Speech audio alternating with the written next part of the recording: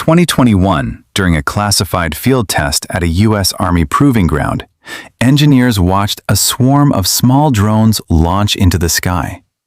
The swarm moved fast, spread wide, and was designed to overwhelm any conventional air defense system. The test operators gave the command. What happened next made the room go quiet. A single canister fired.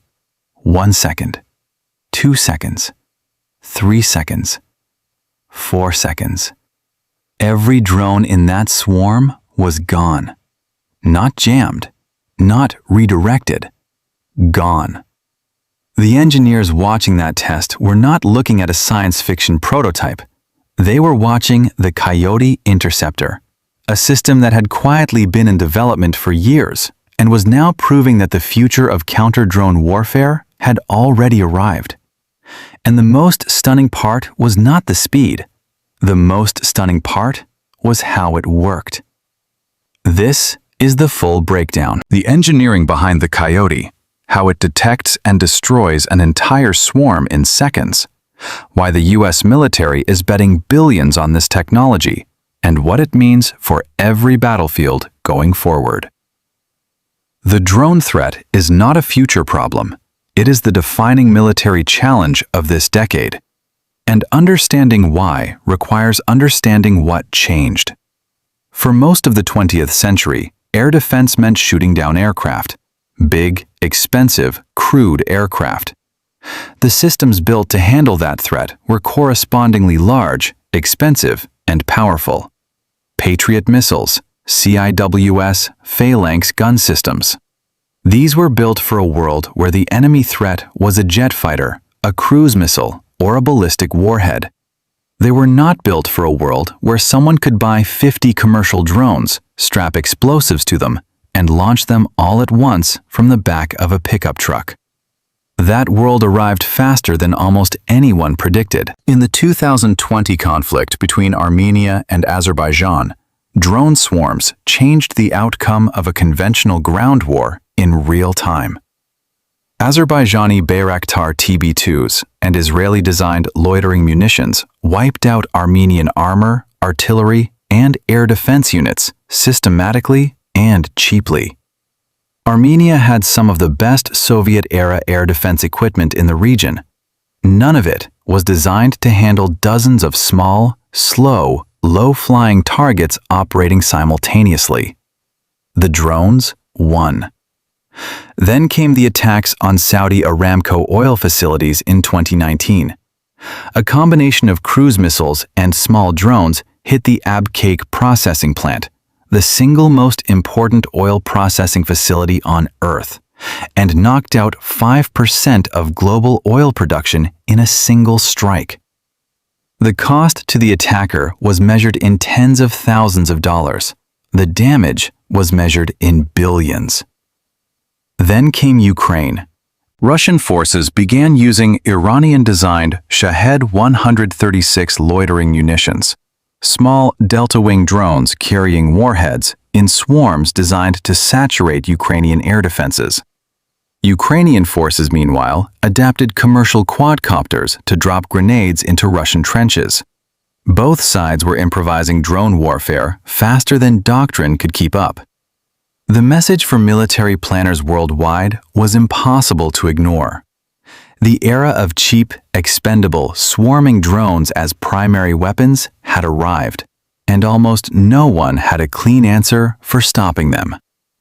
Here is the core problem that makes drone swarms so difficult to defeat. A single drone is easy to kill. Most militaries have systems that can handle a single drone without much trouble.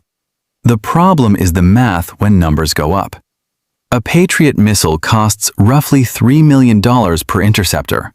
A Stinger costs about $38,000. A Phalanx round costs roughly $30, but the system burns through rounds fast and has serious limitations against multiple simultaneous targets. If an adversary launches a swarm of 50 drones that cost $200 each, the total cost of the attack is $10,000. If you use Stingers to defeat that swarm, you have just spent nearly $2 million to stop a $10,000 attack. At scale, that math destroys you. And that is before accounting for the saturation problem. Most conventional air defense systems are designed to track and engage a limited number of targets simultaneously. Swarms are specifically designed to exceed that limit.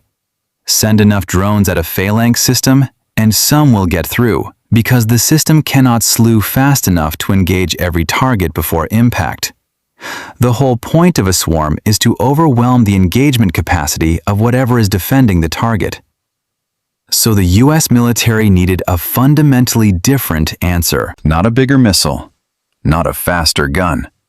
Something that could scale against swarms the same way swarms scaled against conventional defenses. Something that could engage multiple targets nearly simultaneously at a cost that made tactical sense. Something small enough to deploy forward, fast enough to matter, and smart enough to work without a human in the loop for every individual kill. That answer is the Coyote. Raytheon Missiles and Defense, now RTX, developed the Coyote originally as a loitering munition, a drone designed to fly out and loiter before diving in to strike. But the system evolved. The version that stunned engineers in operational tests is the Block 2 Coyote, and later the Block 3, which shifted from traditional explosive warheads to a directed radio frequency warhead, essentially a focused electronic attack weapon designed specifically to fry drone electronics. Here is what makes the Coyote remarkable at its foundation. It is small. The Coyote is a tube-launched drone, meaning it launches from a sealed canister and deploys its wings after ejection. The body is roughly 2.5 inches in diameter and about 36 inches long, weighing approximately 13 pounds. A single operator can carry multiple canisters. A vehicle can carry dozens. That form factor is not a limitation. It is the entire point, because it means you can put Coyote launchers everywhere, on trucks, on ships, on forward operating bases, in positions that massive fixed radar and missile systems can never reach. After launch, the Coyote accelerates quickly to a cruising speed of roughly 60 to 90 knots, depending on the variant. It has a range of several kilometers and an endurance measured in minutes rather than hours. It is not designed for long loitering. It is designed for fast intercept. And that distinction is everything when a swarm is inbound. The Coyote integrates into a layered system called the Low, Slow, Small Unmanned Aircraft Integrated Defeat System, designated LIDS. Think of LIDS as the brain and the Coyote as the fist. LIDS brings together radar, radio frequency sensors, electro-optical and infrared cameras, and command and control software into a single integrated network. When a drone or swarm enters the detection envelope of a LIDS-equipped position, the system identifies the threat, classifies it, tracks it, and presents engagement options to the operator. The operator authorizes engagement, and from that point, the intercept happens at machine speed. That phrase, machine speed, is the key to understanding the 4-second window. Human reaction time averages around 250 milliseconds for a simple stimulus. For a complex decision like identifying a target, calculating intercept geometry, and commanding a weapon, that time multiplies. When you are trying to engage a swarm of drones moving at 60 miles per hour from multiple directions, human reaction time is not fast enough. You cannot have a person manually engage each individual drone in a swarm. By the time you have engaged drone 3, drones 12 through 20 are already inside your defensive perimeter. The Coyote system addresses this by operating with a high degree of autonomous engagement capability. Once the operator authorizes engagement, the intercept solution, flight path, terminal guidance, and detonation command all execute through the Coyote's onboard guidance system, communicating with the LIDS network. The human sets the parameters, the machine executes. The guidance system in the Coyote Block 2 uses a combination of GPS navigation for initial flight path guidance and radio frequency homing for terminal engagement. In the Block 3 variant, which carries the directed RF warhead, the terminal phase uses the Coyote's own sensors to home directly on the electromagnetic signature of the target drone, because the target drone is always emitting. Whether receiving control signals, transmitting video, or using its own navigation, the drone is broadcasting its location to anything sensitive enough to listen. The Block 3 Coyote listens, homes, and then at close range fires its directed RF weapon, a focused burst of electromagnetic energy designed to overload the target drone's flight controller, navigation system, and communications simultaneously. The drone does not explode. It simply stops flying and falls. And the Coyote that killed it? In the Block 3 configuration, if the intercept is non-kinetic, the Coyote can continue flying and re-engage. That is the capability that made the room go quiet during that 2021 test. One Coyote, multiple kills. Swarm, neutralized. Cost per engagement, a fraction of any alternative. But the 4-second figure is not just about one Coyote. It is about the architecture of the engagement system itself. When the LIDS network detects a swarm, it does not dispatch one Coyote sequentially. It builds a fire control solution for the entire swarm simultaneously. Multiple Coyotes launch in rapid succession, each guided toward a different target at the same time. The swarm does not watch the first of its members fall and adjust. By the time the first target is down, the rest are already neutralized. It is the time it takes to kill all of them. That parallel architecture, machine speed targeting through an integrated network, is the breakthrough that truly stunned the room. Ording has consistently highlighted the Coyote's effectiveness against small, cheap, maneuvering targets in complex electromagnetic environments, exactly where traditional air defense struggles most. The ballistics picture here is worth understanding in detail because it clarifies why the Block 3 directed RF approach was a genuine step forward rather than simply a different way to do the same thing. A conventional kinetic interceptor must physically occupy the same point in space as its target at the same moment.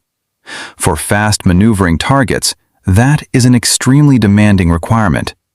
Guidance systems must continuously update the intercept solution as the target maneuvers, and the interceptor must have enough energy and maneuverability to follow. For small, agile drones flying at relatively low speeds but in unpredictable patterns, the kinetic kill problem is harder than it looks. A drone that suddenly pitches left as the interceptor arrives can cause a miss, and a miss means the drone is still flying and you have just expended an interceptor. The directed RF warhead changes the geometry of the engagement. The weapon does not need to be in the exact same cubic meter as the target. It needs to be close enough that the focused electromagnetic pulse it generates reaches the target drone's electronics with sufficient intensity to cause permanent disruption. That effective radius is classified, but understood to be meaningful, meaning a near miss in spatial terms can still be a kill. A larger margin of error means more reliable kills across a wider range of target maneuvers. There is also the question of what happens to the surrounding airspace. A kinetic interceptor that misses, or a proximity-fused warhead that detonates, sends fragments everywhere. Near populated areas, friendly troops, or equipment, that fragmentation is a real concern. A directed RF engagement leaves no fragmentation, no explosive residue, no shrapnel. The engagement is clean, which matters enormously near the people and infrastructure the Coyote is defending. The cost economics of the Coyote system, when analyzed carefully, reveal why the U.S. military has committed to this approach at scale. The exact unit cost is not publicly disclosed, but defense analysts place it in the range of tens of thousands of dollars per unit. That is orders of magnitude cheaper than a Patriot and meaningfully cheaper than a Stinger. More importantly, in the Block 3 non-kinetic configuration, the Coyote can engage multiple targets before it needs to be recovered, which means the effective cost per kill drops further against a multi-drone swarm. No conventional missile can make that claim. Once a missile is fired, it is gone, regardless of outcome. This flips the economic logic of drone swarm attacks. If an adversary spends $10,000 on a swarm, and you spend $50,000 defeating it with conventional systems, the adversary wins the war of attrition, even without accomplishing their objective. If you defeat that swarm with coyotes at a comparable cost, the economic logic of the attack collapses. The adversary can no longer count on bankrupting your defenses.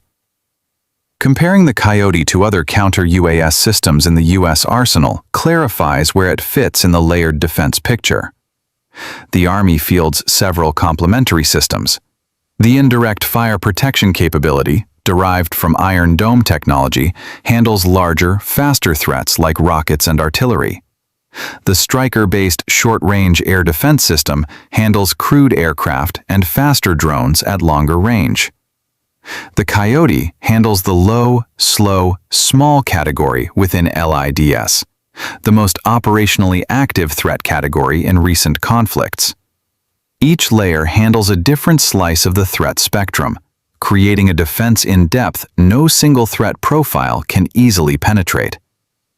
The Coyote's integration into this layered architecture reflects a broader shift in how the U.S. Army thinks about air defense. For decades after the Cold War, ground-based air defense was a lower priority because the United States enjoyed air superiority in every conflict it fought.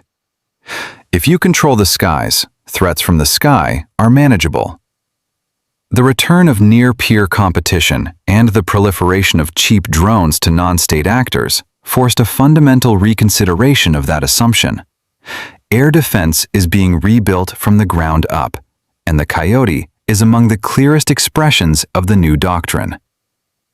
The international picture adds another layer to the significance of this technology. The United States is not alone in watching the Coyote program.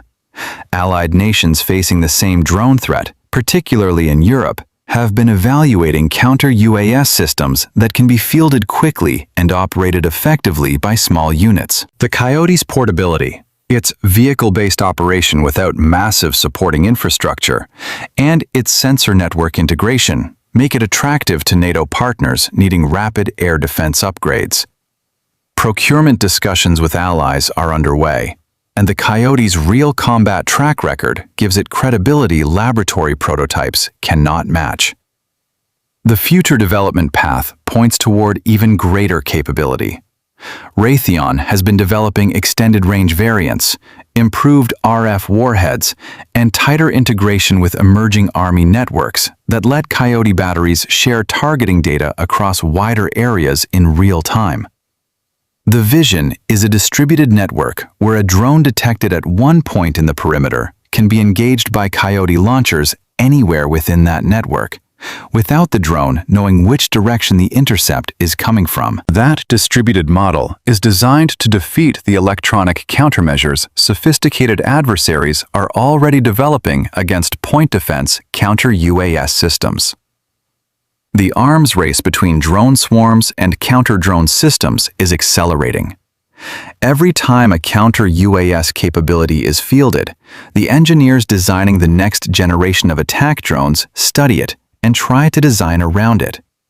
Frequency hopping communications to defeat RF jamming. Mesh networking so swarms operate without a central control signal. Passive navigation using preloaded imagery to eliminate GPS dependency. These adaptations are already appearing in fielded drones. The Coyote program's continued investment reflects the recognition that the current capability, impressive as it is not the end state. It is the current move in an ongoing technological competition. What makes the Coyote story significant, beyond the engineering details, is what it represents about the direction of warfare. The era of decisive advantage through expensive, low-volume weapons systems is being challenged by the mathematics of cheap, expendable, high-volume threats. The Coyote is the first widely deployed American answer to that challenge that works at operational scale, in real combat, against real adversaries. It is not the final answer, but it proves the answer is achievable, and that the engineering path forward is not bigger and more expensive, but smarter, cheaper, and scalable. That lesson, demonstrated in 4 seconds over a proving ground in 2021, will shape air defense thinking for the next generation of conflict. The engineers who went quiet in that room were not just watching a weapon perform. They were watching a doctrine validated. And the swarm that fell from the sky, silent, without a single explosion, was not just a test result. It was a message to every adversary planning to overwhelm American defenses. The answer exists. It is already deployed, and it works faster than any adversary can react.